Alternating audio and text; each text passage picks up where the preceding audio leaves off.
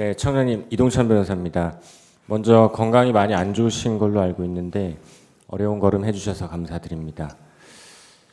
청장님 2024년 1월경 혈액암 진단 받으셨죠? 그렇습니다. 네, 지금 증언하시는 데는 큰 문제가 없으십니까?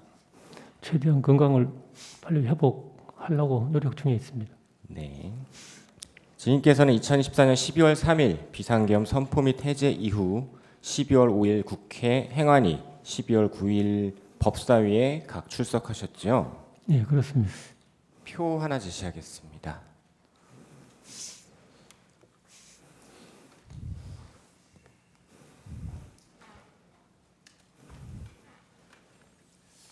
증거는 아니고요. 증인께서 국회 출석하고 수사기관에서 조사받으신 일정들입니다. 증인께서 12월 11일 새벽 01시 07분경 경찰 국수본에서 조사받던 중에 긴급 체포되셨죠? 예, 경찰에서 3번 그리고 이후 구속되고 나서는 검찰에서 10번 조사받으셨고 그중 8회는 병실에서 조사받으셨죠? 그렇습니다. 무균실에서 받으셨습니까? 역격리실이라고 명명할 수 있겠습니다. 네. 조사 중에 폐렴까지 걸리고 백혈구, 호중구 수치가 원래 정상 수치 1,500에서 77까지 떨어지기도 하셨죠. 예, 검찰 조사 당시에 뭐 상황이나 분위기는 어땠습니까?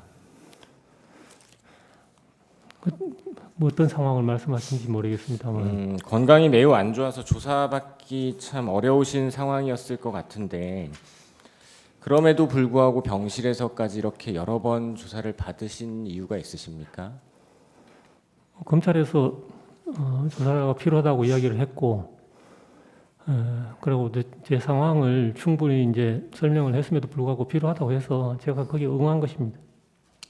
그러면 당시 경찰이나 검찰 조사 당시에 선망 증세가 혹시 있다던가 치료 중에 그런 건 없으셨습니까? 제가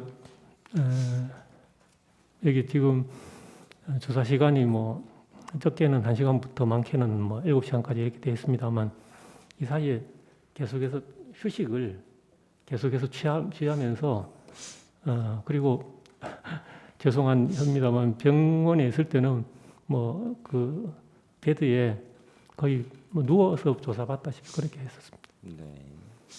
증인께서는 계엄 당시에 불과 3시간도 안 되는 시간 동안 수많은 전화를 받으셨어요. 그렇죠? 네. 또 수많은 전화를 걸기도 하고 여기저기서 동시에 전화가 오기도 하고 경찰의 무전도 실시간으로 오갔을 테고 증인의 참모들부터 보고받고 또 지시 내리고 경찰청 간부들과 전국 시도경찰청 참석하는 국관회의도 주재하셨습니다. 맞죠? 예, 맞는데 그 경찰청장실에는 무전이 설치되어 있지는 않습니다. 네. 그러면 상황실에는 그 무공화 회의실에는 있습니까? 거기도 없습니다. 어쨌든 계엄 당시의 상황이 상당히 혼란스럽고 정신없는 상황이었을 것 같은데 맞습니까? 초유의 사태고 또 굉장히 엄중한 사안이기 때문에 예, 좀 많이 긴장했던 것 같습니다. 네. 당시 이렇게 온갖 전화 그리고 회의 주재하시고 혼란스럽고 정신없는 상황이었을 텐데 그리고 계엄 당시는 어떠셨는지 모르겠지만 수사기관에서 수사 받으실 때는 안타깝게도 건강이 더 많이 악화되셨던 걸로 알고 있습니다.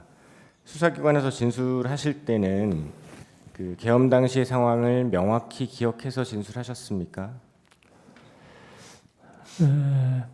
제가 사실은 경찰에서 조사를 받고 경찰에서 이제 구속영장이 발부되고 나서 갑자기 이제 폐렴 증상이 와서 그때부터 이제 건강이 급속도로 나빠졌습니다. 예. 그런데 무슨 선망 증상이 있다든지 그 정도는 아니었고 두 가지인데 하나는 체력이 급격히 떨어져서 장시간 이렇게 집중하기 어려운 그런 상황이 하나고 두 번째는 호중구 수치가 급속도로 저하되면서 감염에 극히 취약한 그런 상황이 되었기 때문에 병원에서도 역격리 병실로 이제 별도로 입원시키는 그런 상황이 생겼던 것입니다. 네.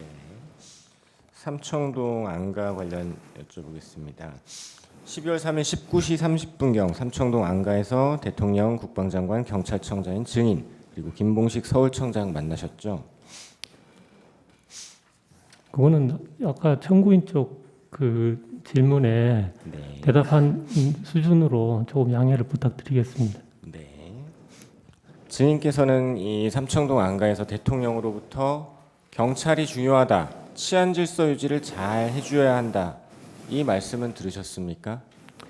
그 이제 자꾸 같은 말씀을 드리게 해서 대단히 송구합니다만 아까 청구인 쪽 질문에 제가 답변 드린 취지로 같이 좀 이해를 해주시면 감사하겠습니다. 네, 저도 건강이 안 좋으신데 계속 질문을 드려서 죄송하지만 혹시 그래도 제가 여쭤보는 질문 중에 답변하실 수 있는 게 있으시면 답변해 주시고 아니면 그냥 짧게 거부해 주시면 감사드리겠습니다. 안가에서 대통령이나 김용현 장관이 증인에게 국회를 봉쇄하려고 한다. 국회의원들이 계엄 해제 의결을 하러 못 들어가게 막아야 한다.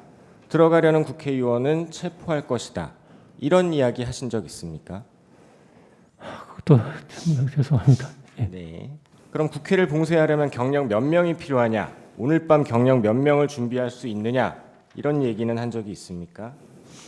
같은 맥락으로 좀 양해를 부탁드리겠습니다. 네. 이건 좀 일반적인 얘기인데요. 증인 진술에 의하더라도 국회 울타리는 2.5km, 울타리도 낮아서 여성들도 쉽게 월담할 수 있는 곳이고 국회는 쉽게 통제할 수 있는 곳이 아니다. 출입문은 7개인데 문 하나 막는데도 5개 중대 300명은 필요하다라고 하셨었어요. 이건 맞습니까? 그것도 사실 뭐 공소 사실과 깊이 관련되어 있는 그런 내용이라서 예. 알겠습니다. 계엄 초기 국회에 투입된 경력은 5개 기동대 300명에 불과했었죠.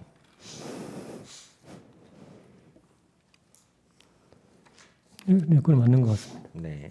안가에서 대통령 또는 국방장관으로부터 방첩사를 지원해라, 방첩사를 지원해서 정치인 등을 체포해라 이런 말 들어보신 적 있습니까? 그것도 이제 공소 사실과 좀 밀접하게 관련되어 있는 내용 같습니다. 네. 안가에서 대통령은 주로 국회의 탄핵, 특검, 예산, 반국가 세력 등등에 대한 이야기를 했었는데 대통령 말씀 중에 국방부 장관이 A4 용지 문건을 증인과 김봉식 청장에게 나누어 주었다고 하셨어요. 맞습니까? 그것도 공소 사실과 관련되어 있는 것 같습니다. 네. 그 A4 용지에 2200 국회와 같이 시간과 장소 몇 군데가 기재되어 있었죠. 그건 이제 공소 사실 내용입니다. 증인 검찰에서 김용현 장관이 문건을 나눠줄 때 대통령이 계속 말씀 중이라서 꼼꼼히 읽어볼 수가 없었다라고 진술하셨습니다. 맞습니까? 조서 내용도 지금 그 공소 사실 관련돼 있어서 죄송합니다만 네, 짧게 거부 의사 표현해 주시면 되겠습니다. 그럼 대통령께서는 하던 말을 계속했다는 것이고 A4 문건에 대한 말을 하거나 설명한 건 아니겠네요. 죄송합니다. 예. 네.